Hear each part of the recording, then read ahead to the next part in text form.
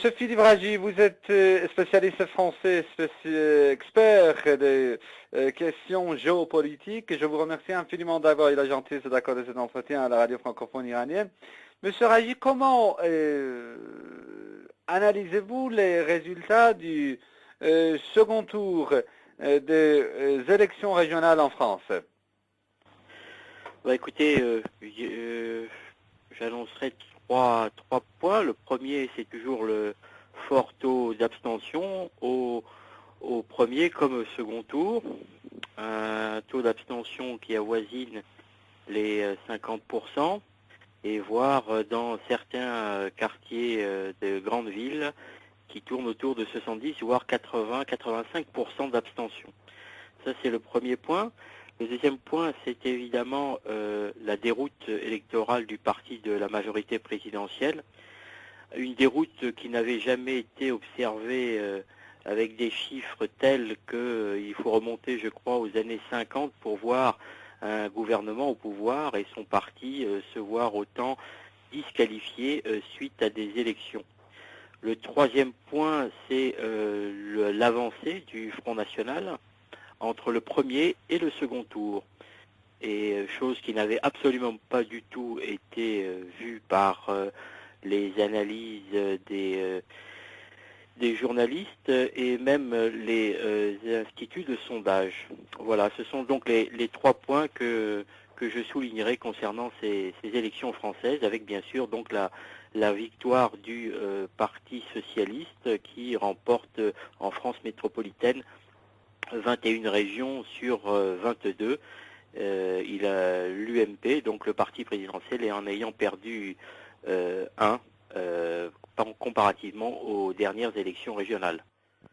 Et Monsieur Ragy, à la suite en fait de l'annonce des résultats des élections régionales, il y a eu en fait un mini remaniement du gouvernement. Il y a eu une tentative, dit-on, d'inviter par exemple un ministre chiracien, un chiracien pour occuper en fait une fonction ministérielle, même un villepiniste. C'était une tentative de rassembler la droite. Qu'est-ce que vous en pensez? Est-ce votre avis aussi?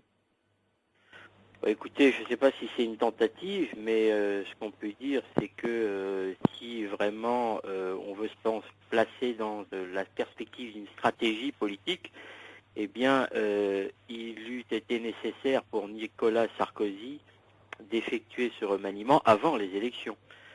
La preuve, c'est que, eh bien, il a pris un revers sérieux, très sérieux, au cours de ses dernières participations électorales. C'est un remaniement qui, certes, comme vous le soulignez, faisait entrer au gouvernement un chiracien ou un dit chiracien, un villepiniste, bref, deux courants autres de la majorité de la droite, si vous voulez.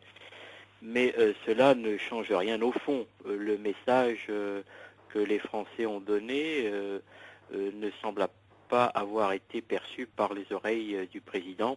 Et je ne crois pas que ce remaniement, que l'on peut qualifier de cosmétique, puisse satisfaire en quoi que ce soit le quotidien des Français.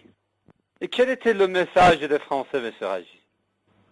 Écoutez, je ne voudrais pas être le porte-parole des Français, mais en tout cas, un rejet de cette politique et surtout, je crois aussi, de cette image du politique qui est donnée par le pouvoir politique et notamment par Nicolas Sarkozy depuis maintenant plus de 2 ans et demi, à savoir un pouvoir politique très centré sur la personne du président. Le président qui est omniprésent, qui écrase, étouffe son Premier ministre, et puis surtout un style, je crois, qui déplaît profondément aux Français, un style bien loin des prédécesseurs de Nicolas Sarkozy, un style que l'on pourrait qualifier en un mot de vulgaire. Une dernière question, M. Ragy, sur ce sujet. Comment expliquez-vous cette décision de l'ancien Premier ministre Dominique de Villepin de lancer un mouvement en vue du scrutin présidentiel 2012? Écoutez, tout le monde sait qu'entre lui et le président de la République actuelle, l'amitié n'est pas vraiment le mot qui prévaut.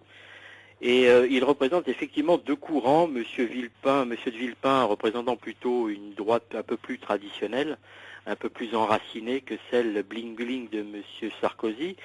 Et donc, sachant qu'il a un fort capital, un bon capital de sympathie auprès des Français, Monsieur de Villepin veut se lancer, lui, dans la course, lui qui n'a jamais été élu nulle part. Hein. Je rappelle qu'il a toujours occupé au poste ministériel sans jamais avoir été élu, donc sans jamais avoir reçu la caution directe des électeurs.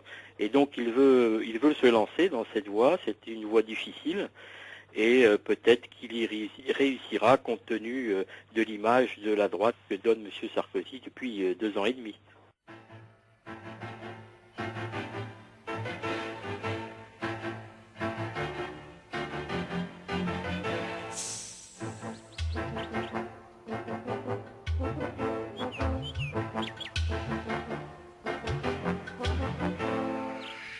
Le renouveau de la nature.